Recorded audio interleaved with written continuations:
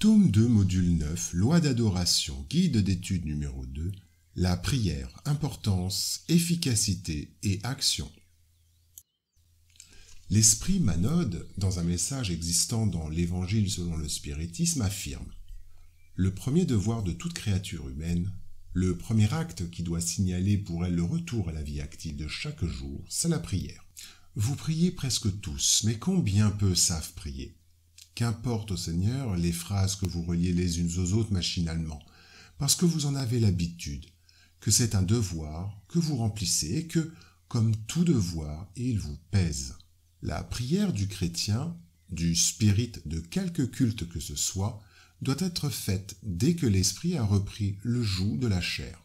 Elle doit s'élever au pied de la majesté divine avec humilité, avec profondeur, dans un élan de reconnaissance pour tous les bienfaits accordés jusqu'à ce jour, pour la nuit écoulée et pendant laquelle il vous a été permis, quoiqu'à votre insu, de retourner près de vos amis, de vos guides, pour puiser dans leur contact plus de force et de persévérance.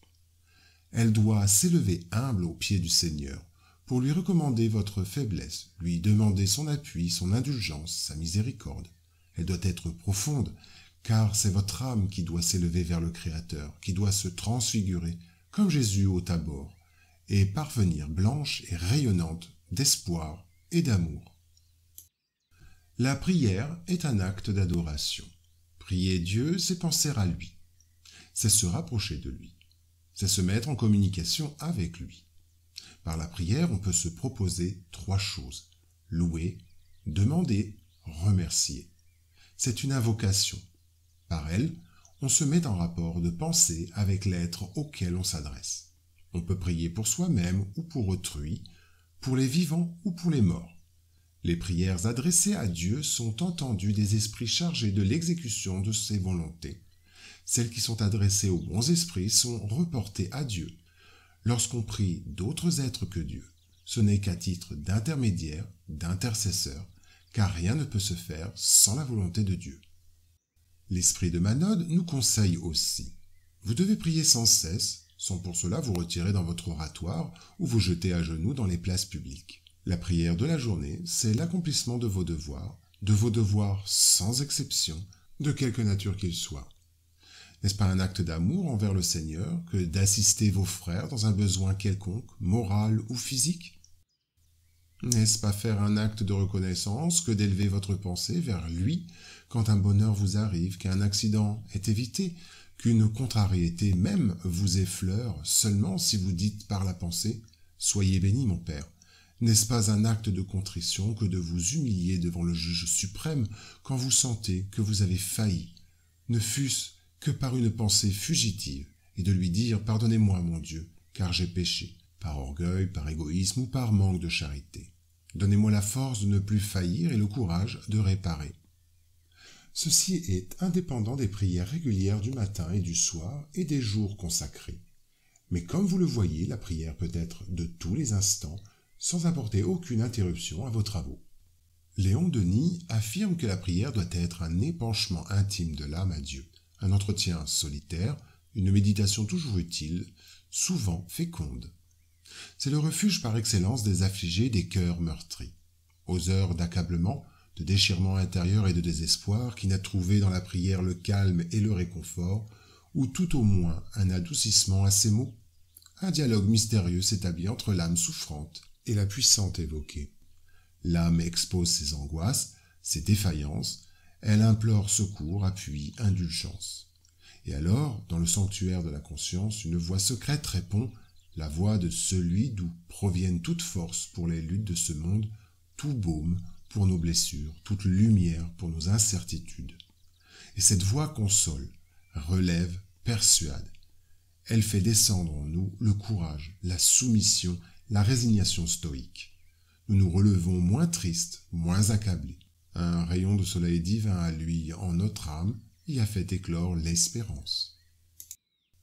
Soulignons que le Notre Père, prière enseignée par Jésus, selon Matthieu chapitre 6, versets 9 à 13, contient les 3 points qui font l'objet de la prière.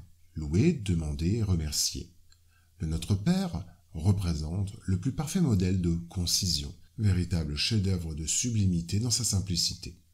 En effet, sous la forme la plus restreinte, elle résume tous les devoirs de l'homme envers Dieu, envers lui-même et envers le prochain. Elle renferme une profession de foi, un acte d'adoration et de soumission, la demande des choses nécessaires à la vie et le principe de la charité. La dire à l'intention de quelqu'un, c'est demander pour lui ce qu'on demanderait pour soi. Cependant, en raison même de sa brièveté, le sens profond renfermé dans les quelques mots dont elle se compose échappe à la plupart. C'est pourquoi on la dit généralement sans diriger sa pensée sur les applications de chacune de ses parties. Les esprits supérieurs nous expliquent comment agir correctement dans les demandes que nous adressons dans nos prières. Votre prière doit renfermer la demande des grâces dont vous avez besoin, mais un besoin réel. Inutile donc de demander au Seigneur d'abréger vos épreuves, de vous donner les joies et la richesse. Demandez-lui de vous accorder les biens plus précieux, de la patience, de la résignation et de la foi. Ne dites point, comme cela arrive à beaucoup d'entre vous, ce n'est pas la peine de prier puisque Dieu ne m'exauce pas. Que demandez-vous à Dieu la plupart du temps?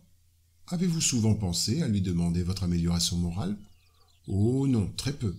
Mais vous songez plutôt à lui demander la réussite dans vos entreprises terrestres, et vous vous êtes écrié « Dieu ne s'occupe pas de nous. S'il s'en occupait, il n'y aurait pas tant d'injustice. » Insensé, ingrat, si vous descendiez dans le fond de votre conscience, vous trouveriez presque toujours en vous-même le point de départ des maux dont vous vous plaignez.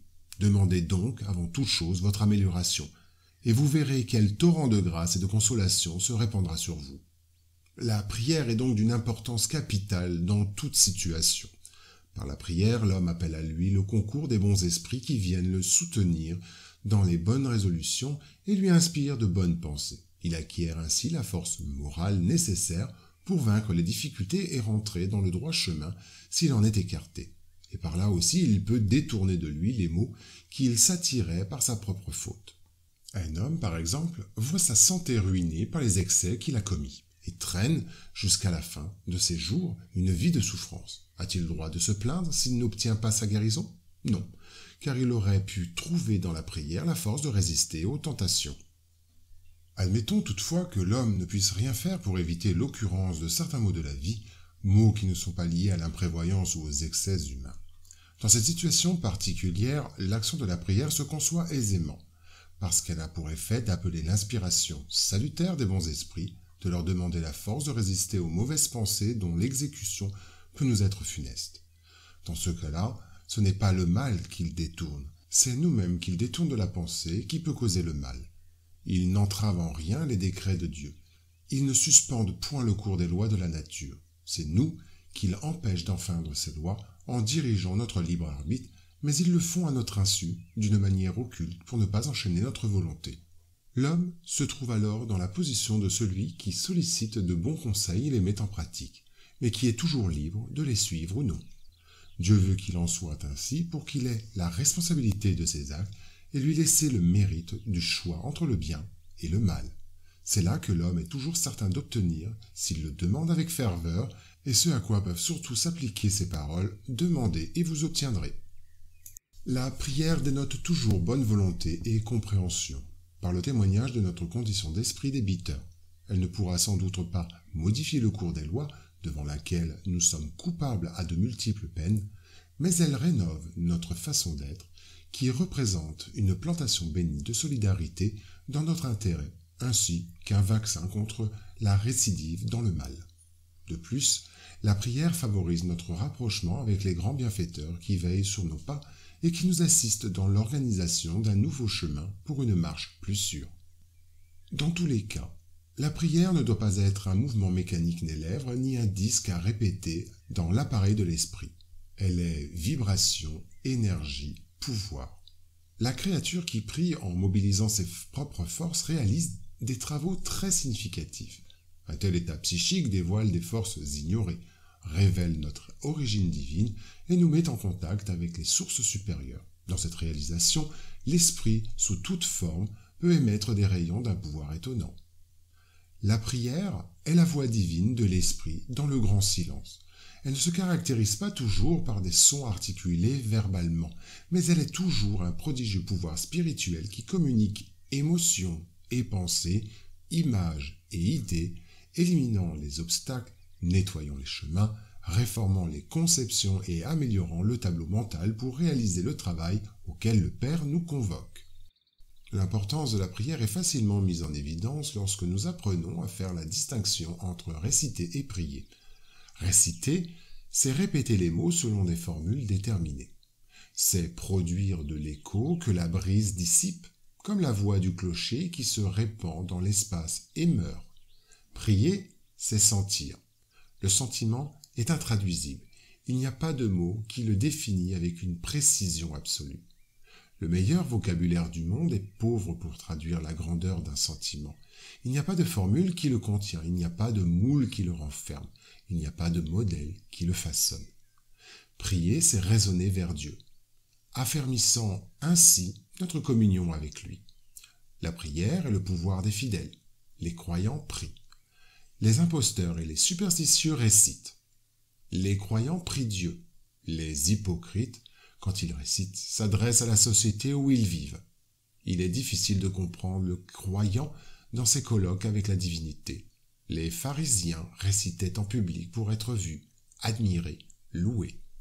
Il y a des gens qui contestent l'efficacité de la prière et ils se fondent sur ce principe que, Dieu connaissant nos besoins, il est superflu de le lui exposer. Ils ajoutent encore que tout s'enchaîne dans l'univers par des lois éternelles. Nos vœux ne peuvent changer les décrets de Dieu. Sans aucun doute, il y a des lois naturelles et immuables que Dieu ne peut abroger selon le caprice de chacun. Mais de là à croire que toutes les circonstances de la vie sont soumises à la fatalité, la distance est grande. S'il en était ainsi, l'homme ne serait qu'un instrument passif, sans libre arbitre et sans initiative. Dans cette hypothèse, il n'aurait qu'à courber la tête sous le coup de tous les événements, sans chercher à les éviter. Il n'aurait pas dû chercher à détourner la foudre. Dieu ne lui a pas donné le jugement et l'intelligence pour ne pas s'en servir, la volonté pour ne pas vouloir, l'activité pour rester dans l'inaction. L'homme étant libre d'agir dans un sens ou dans un autre, ses actes ont pour lui-même et pour autrui des conséquences subordonnées à ce qu'il fait ou ne fait pas. Par son initiative, il y a donc des événements qui échappent forcément à la fatalité et qui ne détruisent pas plus l'harmonie des lois universelles que l'avance ou le retard de l'aiguille d'une pendule ne détruit la loi du mouvement sur laquelle est établi le mécanisme. Dieu peut donc accéder à certaines demandes sans déroger à l'immuabilité des lois qui régissent l'ensemble, son accession restant toujours subordonnée à sa volonté. On perçoit l'efficacité et l'action de la prière aux effets ou aux résultats obtenus. Les rayons divins, dégagés par la prière sanctifiante, se convertissent en facteurs avancés de coopération, efficaces et définitive dans la guérison du corps, dans la rénovation de l'âme et l'illumination de la conscience. Toute prière élevée est source de magnétisme créateur et vivifiant, et toute créature qui cultive la prière, dans l'équilibre du sentiment, se transforme peu à peu en un foyer irradiant des énergies de la divinité. Le travail de la prière est plus important qu'on ne peut l'imaginer dans le cercle des incarnés. Il n'y a pas de prière sans réponse. La prière, fille de l'amour, n'est pas qu'une supplique. C'est une communion entre le Créateur et la créature, constituant ainsi le plus puissant influx magnétique que nous connaissions. Cependant, la prière maléfique a également un énorme pouvoir d'influence. Chaque fois que l'esprit se met dans une attitude mentale, un lien de correspondance se crée entre lui et l'au-delà. Si la prière traduit une activité dans le bien divin, d'où qu'elle provienne, elle ira vers l'au-delà verticalement, vers les bénédictions de la vie supérieure, alors que les mauvais répondent aux mauvais dans les plans inférieurs, s'unissant mentalement les uns aux autres. Toutefois, toute prière impersonnelle dirigée vers les forces suprêmes du bien en reçoit une réponse immédiate au nom de Dieu. Ceux qui prient dans ces démarches bénies reçoivent, des sphères plus élevées, des éléments force qui vitalisent notre monde intérieur, édifiant nos espoirs divins, qui s'extériorisent ensuite, influencés par notre magnétisme personnel, dans l'intense désir de servir avec le Seigneur.